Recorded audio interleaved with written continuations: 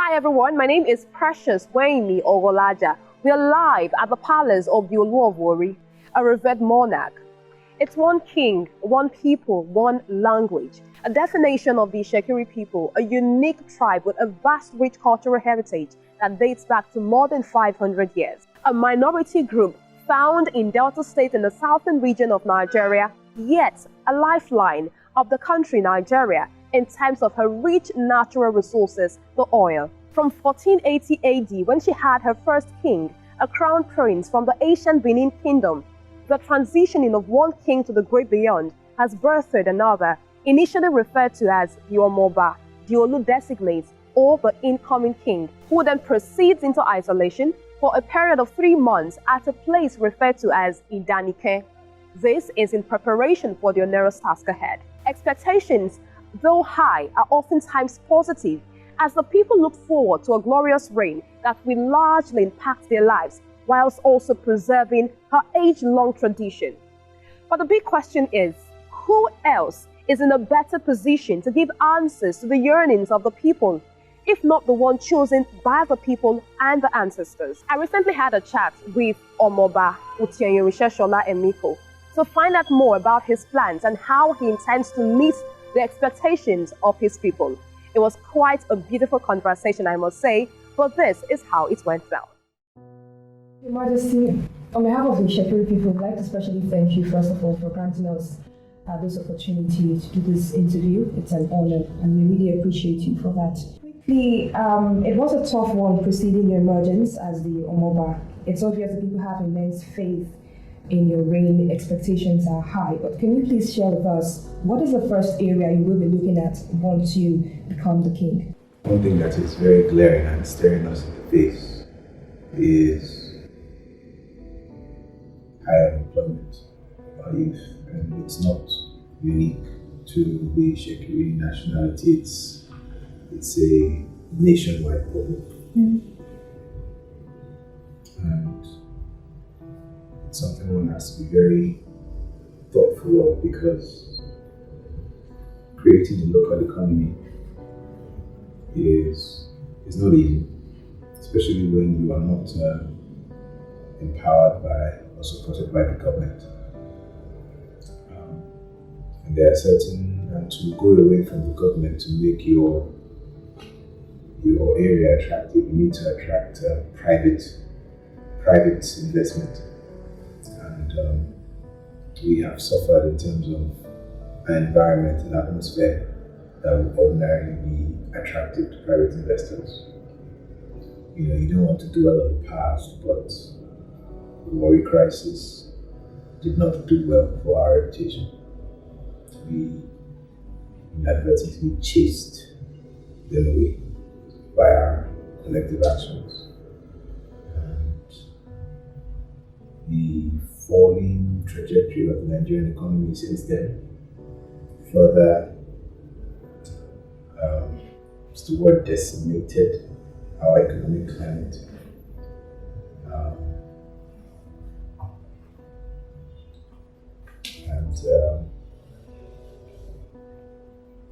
Obviously our population increasing, schools churning out graduates, and it's tough. It is very, very tough. I can say the thought of it keeps me up at night, because I am a young man myself. And the only thing I did was just to be privileged to have been born into what I was born into. Otherwise, I would be no different from the average Itsekiri man on the street. It's something that must be addressed. Because when you have your youth engaged, the economy picks up around them. Have your youth and your women engaged, you empower them, there is a serious ripple effect to the economy. So we'll be looking at ways as to how we can address that. And if I was to come up with a close second, it would be Itsekiri as a people. We are losing our territory, we are losing our identity. We are losing our place, our formerly exalted place in society. in this nation. We are fast reducing it, and we must bring that to a halt. I think those two things are pressing, and I guess the third one, which actually ties into the first one in a way, is education. Yes, we have a lot of people who have gone to school and they come out and they are not employed. So that's why I do not call education first, because even those who are educated now, they are discouraged that they even went to school in the first place. But still, we cannot just walk away and say, okay, since going to school does not necessarily translate into a prosperous life, why waste resources going to school? That's definitely the argument. But because I say this casually, that whatever your hustle is, if you're educated, you will be better at that hustle than someone who is not educated. So, where people may want to argue and say, all those who are going to school, are they employed? Still, education is never wasted. All right, yeah, so talking about education, let's, I think, start from there upwards. Education, we all know, is an essential tool for development anywhere in the world, but sadly, it seems like the young ones in Itsekiri land obviously do not understand how important this is. Because why I say this is several times we hear stories of people who get scholarship opportunities. You see them selling these opportunities off. Maybe it's a hearsay, but let's say that's even the case. What specific measures would you be introducing to actually curb this challenge? Once again, I have not seen evidence, but I have heard it several times. Use Chevron, for example, they give young people scholarships, and certain people grab that information, and for whatever reason, they sell it. And they sell it to non-Itsekiri people. And even that should be a red flag, that non-Itsekiri people are willing to buy that thing from you because they see the value in it. But somebody who is an Itsekiri person who should be thinking about, where are my nieces, where are my nephews, where are my children? If all your children are grown, where's my neighbor's children? Here, but the tendency is to sell, and to sell to non-Itsekiri people. Like I said, I don't want to talk about it as though I have empirical evidence, but I hear it a lot. And we will definitely look into that as to why the tendency, let me make money. It's the Esau Syndrome. Let me eat my small bowl of porridge now and sell my birthright, which will be something in the future. Let me eat now, because tomorrow is not guaranteed.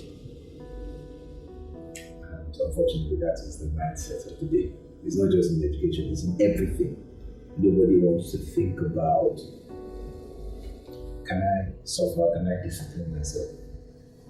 And wait it out 5 years and wait to see the rewards of this. But instead, it's really eat it now. And if nothing comes tomorrow, I can start eating today. And we need a reorientation of that approach and that mindset.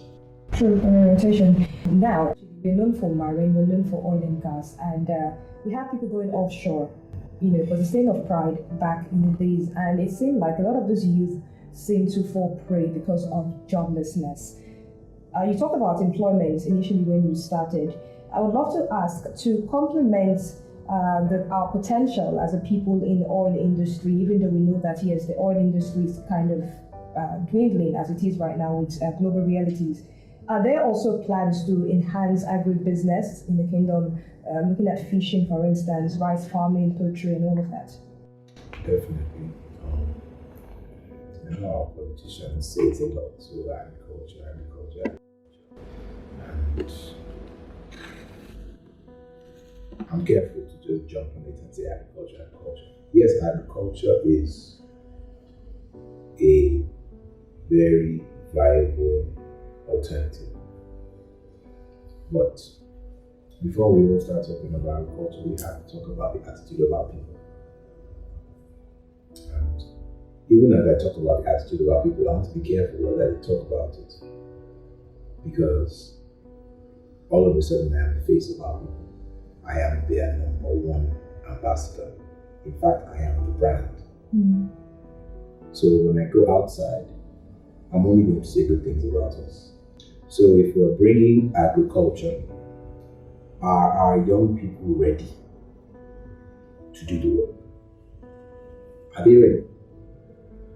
We have vast lands that towns and villages are empty. Nature is reclaiming these land. We have solid land.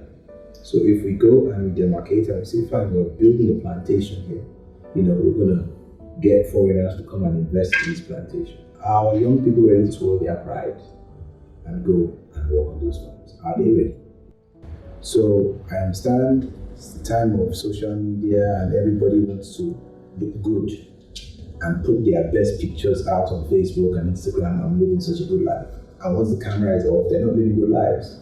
So are they ready to do away with all that superficial projection and go and do things that will yield for them? No matter how seemingly humbling it is, you have to start from there.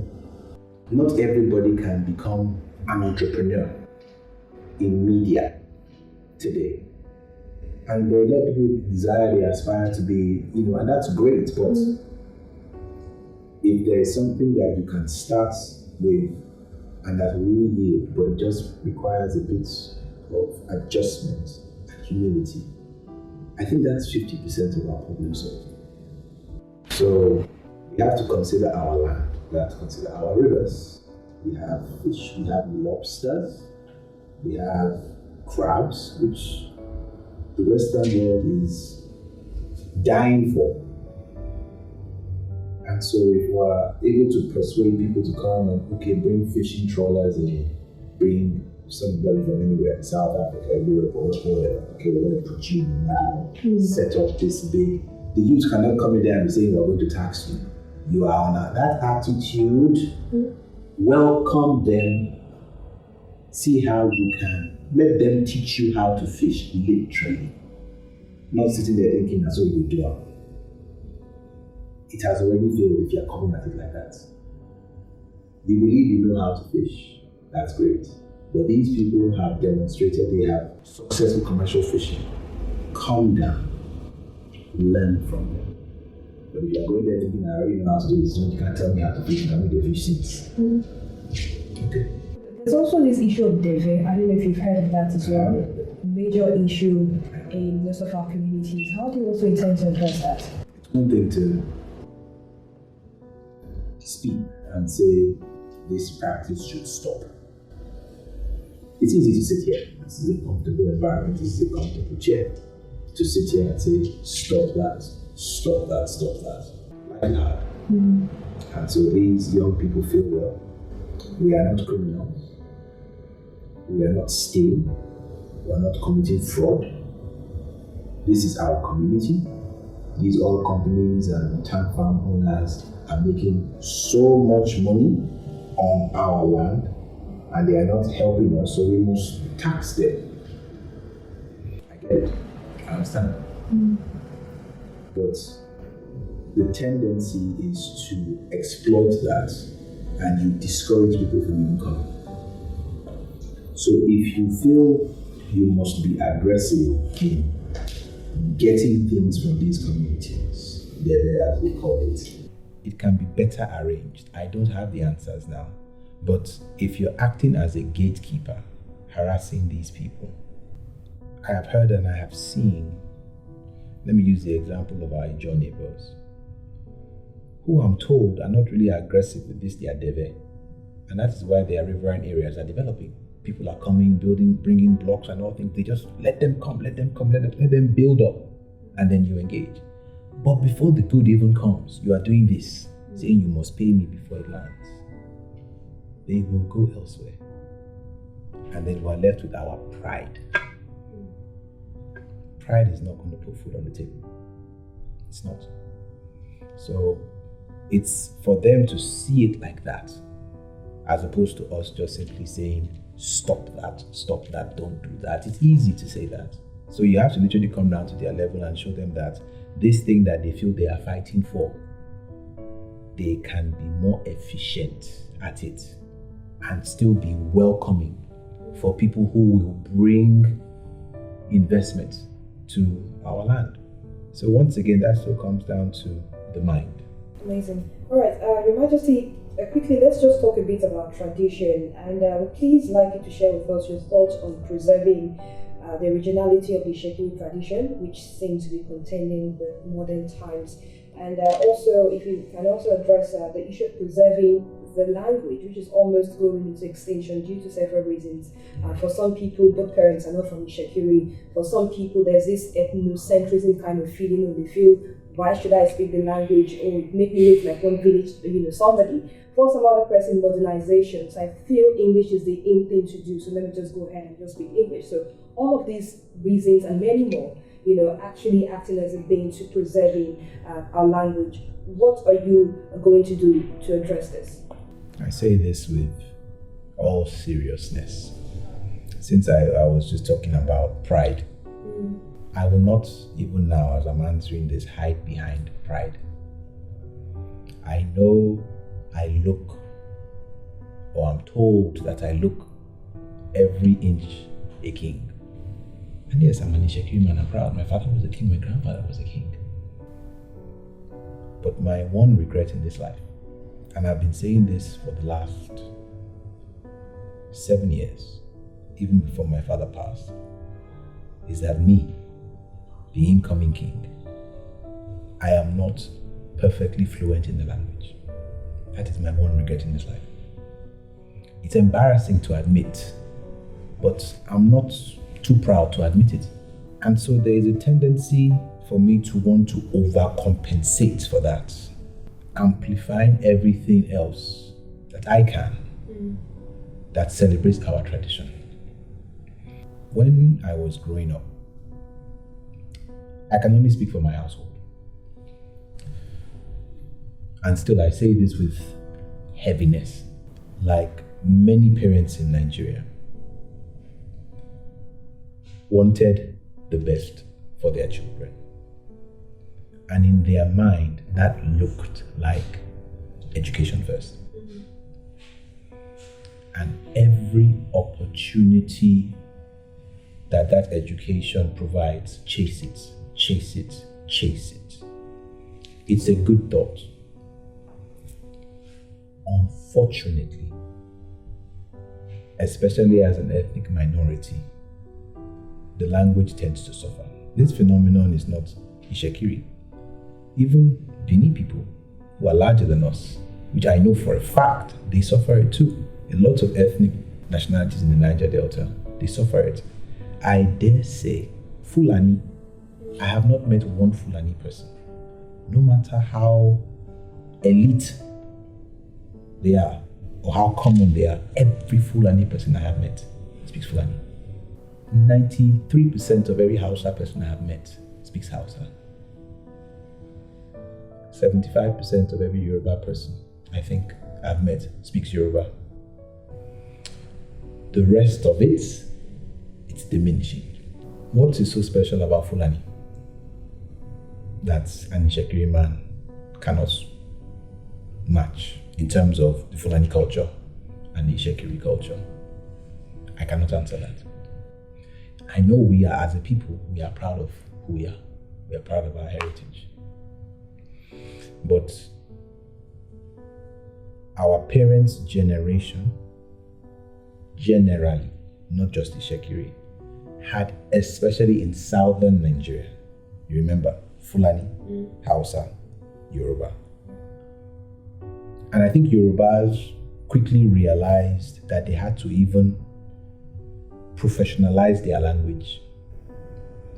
Study it in school, like they love book anyways. Their intelligentsia was funded and encouraged. And as you come away from Yoruba and you're coming towards the Niger Delta, I don't know, we have a tendency in the South to be pro-West. One of the things I'm proud of in this life is I don't have an English name, which a lot of Southern Nigerians do. And they are so happy to present their English name first. And I did not give my children English names. But these people will know that I have an appreciation for culture and tradition. They will know. I have been privileged to travel the world. And I say this with every seriousness.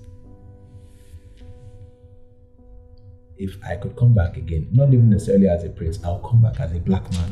I'll come back as a Nigerian man.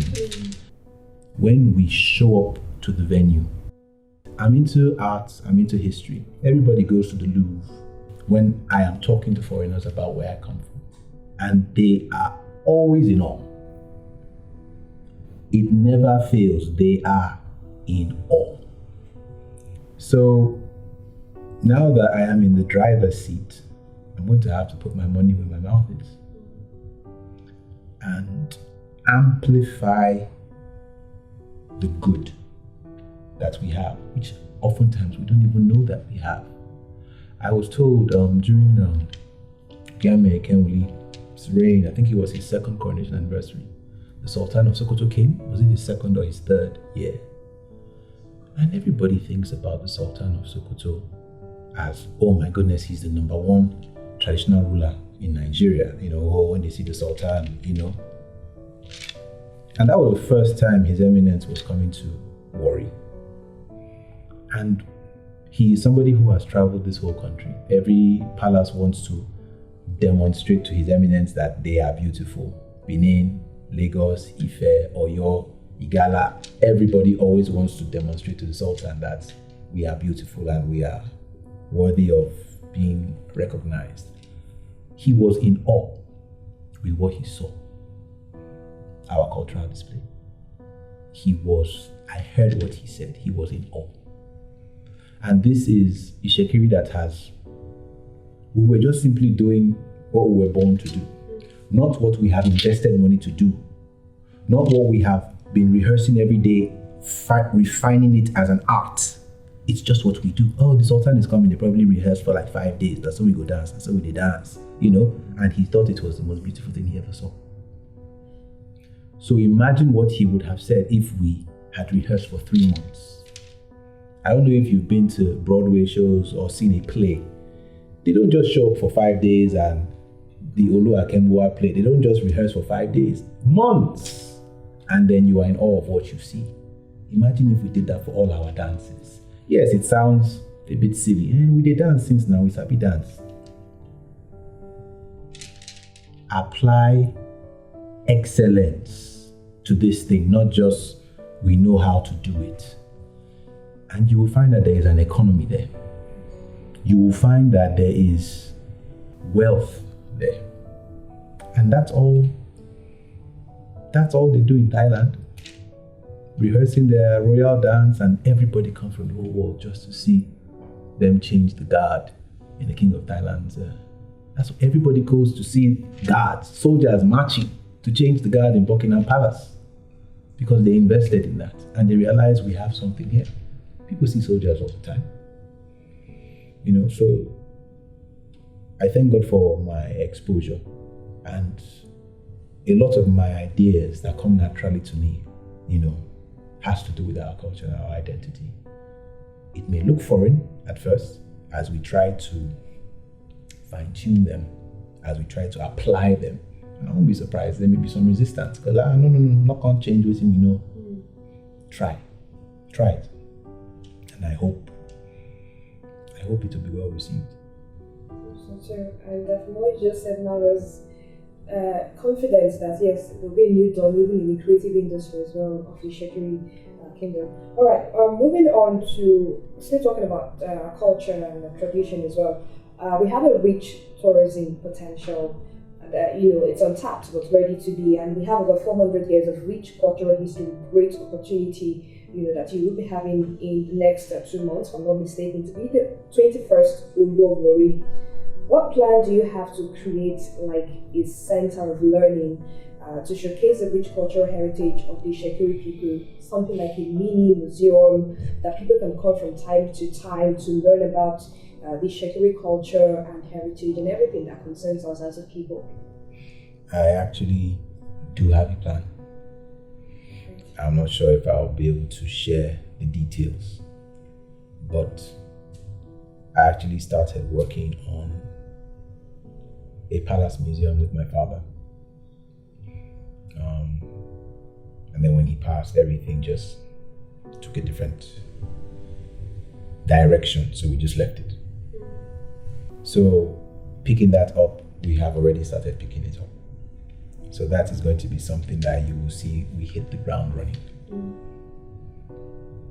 There is a rebranding of our history, starting with our monarchy that is all but complete.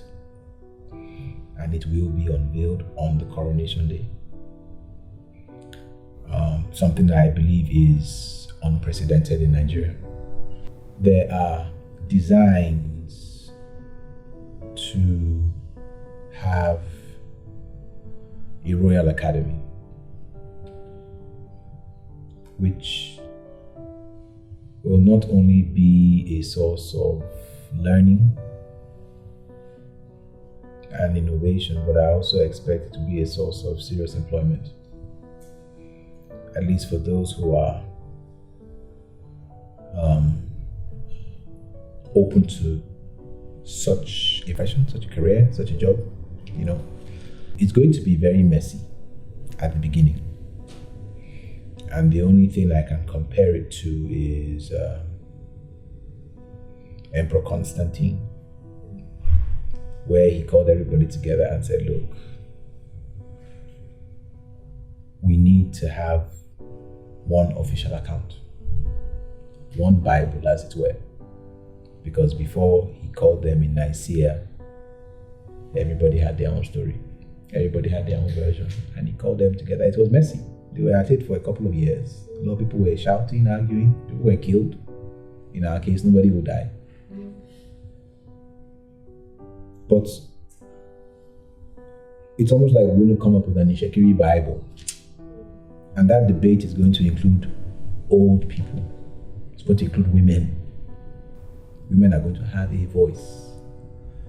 It's going to include young people. Because the truth is, we are the ones who are going to inherit this culture. And culture, I believe, is dynamic. If you camp and say we are building on this, cannot be moved, it cannot be shaken, well, there is a core that cannot be shaken, but there are parts around it that have to morph. So I believe this academy will bring and encourage that debate, that fusion, that interaction.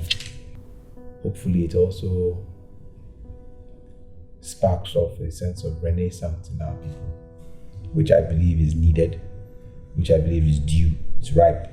All right, let's talk about healthcare. Reports has it that fake drugs is number one leading cause of death from preventable diseases, and this is only possible because of where we don't have enough primary healthcare, or places where we don't have primary healthcare. Now let's come to the Itsekiri communities. In some communities we have primary healthcare, and in some we don't have primary healthcare. Now in those who have primary healthcare, the healthcare system is almost not functional. So what are your thoughts on the healthcare system generally, with specific consideration to primary healthcare in the kingdom, specifically again to those in the villages who do not have this access to the normal healthcare system? We know the slogan, health is wealth. Once again, it's easy to say that. After a while, it's almost like it doesn't mean anything. It's just words. If you build, even if it's one bungalow in every community healthcare center, do we have enough people, healthcare professionals, to staff it? Are they ready to leave the town and go and live in those places? Not they are there from Monday to Thursday evening and they leave 3-day weekend to go back to town. So that is, first of all, do we have the funds to build and spread? And once it is there, do we have enough dedicated staff to be in those places? It's not attractive right now to go and live in the riverine community, taking care of a big village, a small town. It's not easy. You must have love and commitment for those people. And a lot of people who have been trained to be nurses and doctors, how are you going to convince them to move out there? Is there electricity for them? Is there a social life for them? Even if they go, are they going to carry their families there? Probably not. Which means they're going to be away a lot. So I don't want to get into the trap of sounding like we'll resources together and we'll build, even if it's just one small bungalow. Fine, even if we're able to pull those resources and build it, who is staffing it? And are they going to be available all the time? Not the one that you'll be waiting to call him out, the man has to come from Tapele. You are waiting. God forbid something happens because the person was not on ground. And I wonder, what really happened to the knowledge our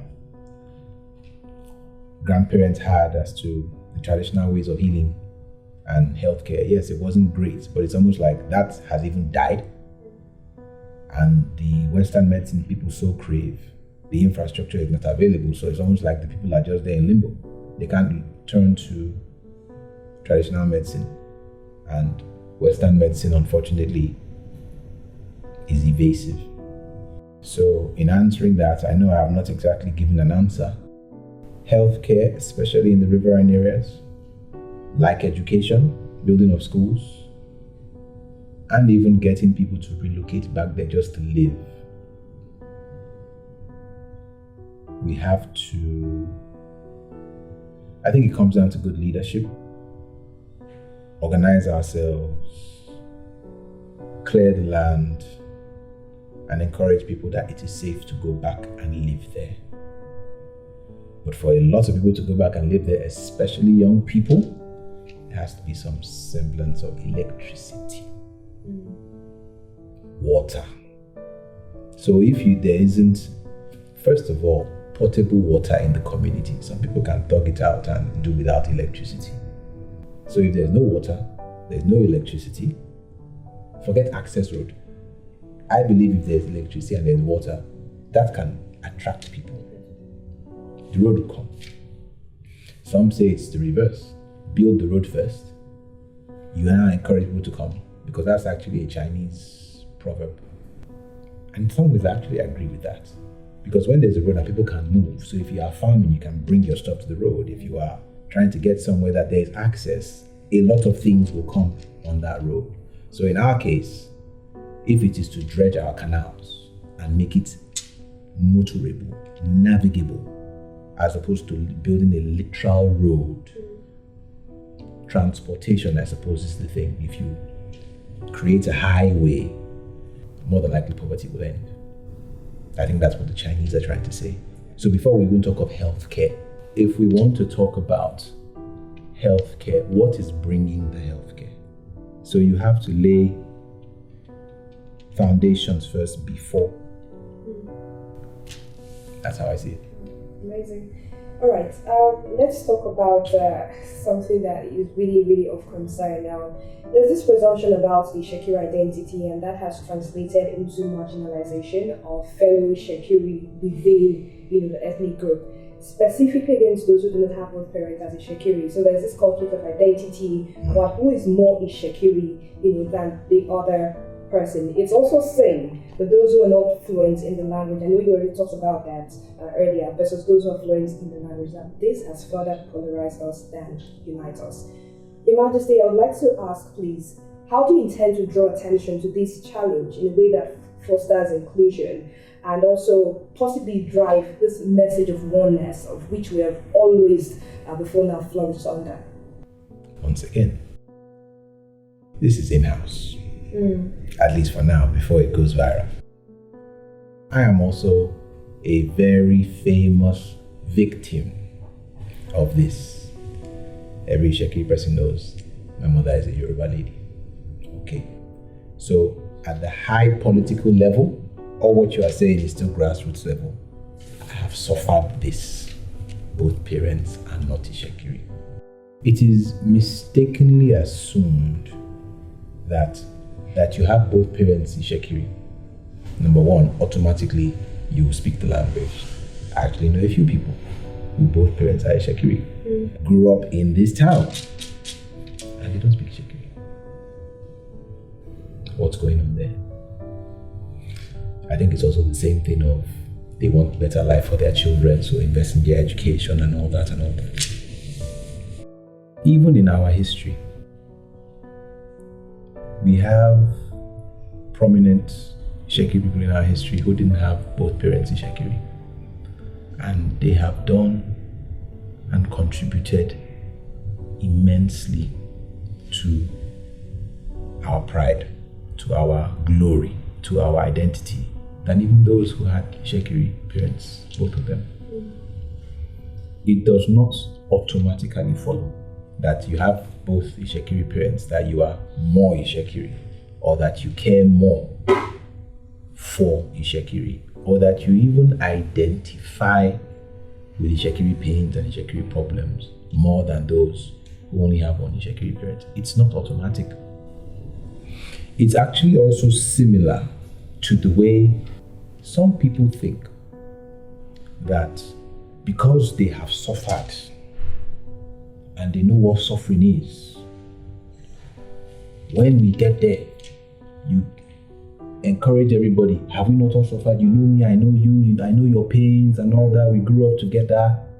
When they get there, more often than not, because there is a deficit, it's not just because you identify with the generality or your definition of what the generality is. They get there and they're a disappointment. They get there and they betray. They get there and they sell out. And you will find those who did not necessarily grow up and suffer and are so, we are all the same identity, but their minds and their hearts are pure and they are more willing to sacrifice, more willing to commit and see to development. But it's almost like you don't want to give them a chance because there is this, we have been identified as fellow laborers, fellow sufferers. You cannot know our pain. So don't come here and talk where our own is. Where we are small enough already as a people. So anyone who has even one parent in Itsekiri or grandmother in Itsekiri, and they feel they have a heart for Itsekiri people, and they want to come and live, not to come and use Itsekiri platform. My grandmother is Itsekiri, so therefore from here I want to run for office. If you only have one grandparent at Itsekiri, but that gives you a heart for Itsekiri, and you want to come and live among the people and demonstrate that, by all means, open your arms and accept these people. It's almost like being Itsekiri is a spiritual thing, not a parental or a genealogical thing. You have a heart for the people, you have a heart for the people. There are people who have both Itsekiri parents, they don't have a heart for Itsekiri. Yes, they dress like it, they speak the language, but at the end of the day, they are so broken and bruised. It's almost like Itsekiri not put food for my table. So it's really not, in my opinion, it's not a hill to die on. It's not, in fact, if we go through our history and we remove people who don't have both Itsekiri parents, a lot of our light will dim. A lot of our light will dim. The famous Olobo man, Ikaye, wasn't he supposed to be an Oyibo man? And Itsekiris are so proud to call him that they descend from him. If they had the attitude of he's a foreigner or he's half Itsekiri. You know? I mean, on the other hand, I would like to see more Itsekiri marriages. Itsekiri marry Itsekiri. Yeah. You know, I would love that. But that we want to see more of that doesn't mean that one is more pure than the other. In other words, you're saying that the definition of a true Itsekiri is the one who has Itsekiri at heart. Yes. All right, one last question before I let you go, Your Majesty. Just quickly share with us your thoughts on the political structure of the state right now with regards to our position as a minority group And how well do you think we're faring as a people in comparison to how we were before in the days of Okotiebo, Tom Christ, and the others? Obviously, if you want to compare us to Okotiebo and Priest and others, we have gone very far off the mark. I think the reason we are where we are today is greed. We have a lot of usurpers. A lot of usurpers who stand on the Itsekiri platform. Not only political leaders, even our leaders in society, in the community, they stand on the platform and say, I am representing my community, my people. And let's call a spade a spade. It's not even, they are not even the resources they are siphoning. They are not even putting it in our land. It's going to Abuja, it's going to Lagos, it's going to Houston, it's going to London, it's going to Dubai. If we really had an identity, a concept of what it really is to be Itsekiri, not just simply, I was born here and I sabi tie clothes. Look at me, beautiful attire. Nobody tie clothes, that's Itsekiri, man. You don't have to tie wrapper. If all you wear is French suits, but you are chasing the common good of Itsekiri. Look, you don't even have to be making speeches. Nobody has to see your face, nobody has to know your name. If we are able to unite and stand and say, this is how we want things to be done, and it is possible. If Itsekiri comes together today and says, look, let us actually come up with an Itsekiri plan. Not a Cocoa plan or an Omadino plan, Jackpot plan, because a lot of people go to hijack, usurp at those levels. Nothing comes out of it. But at least we give this a try.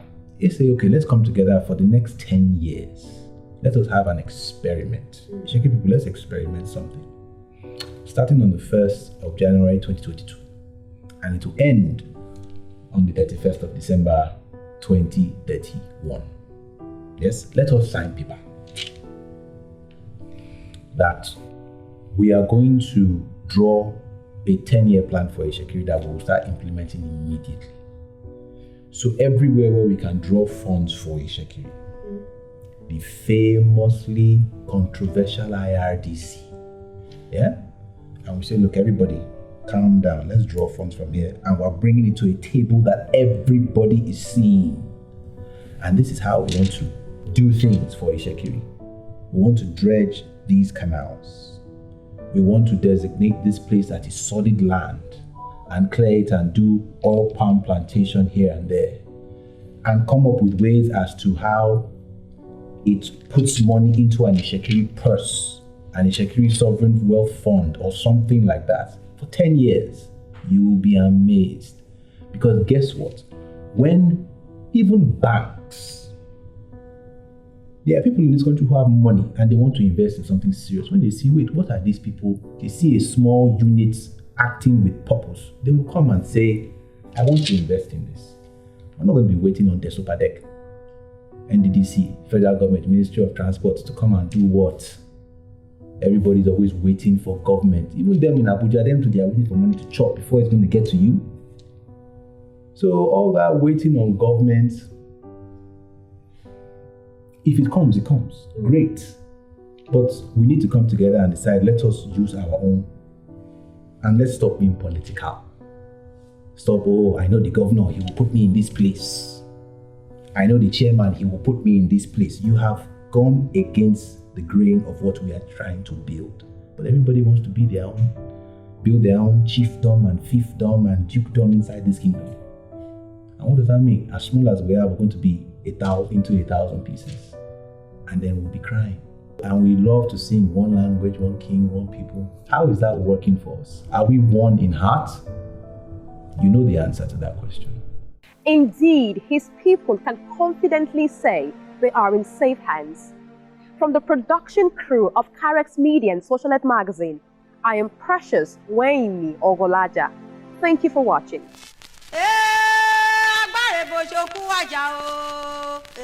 Bàrẹ̀ jọba, àwọn ọ̀tọ̀ bàrẹ̀ jọba, ọ̀pọ̀ bá sì mí joyè náà jẹ́ dọ́wẹ́.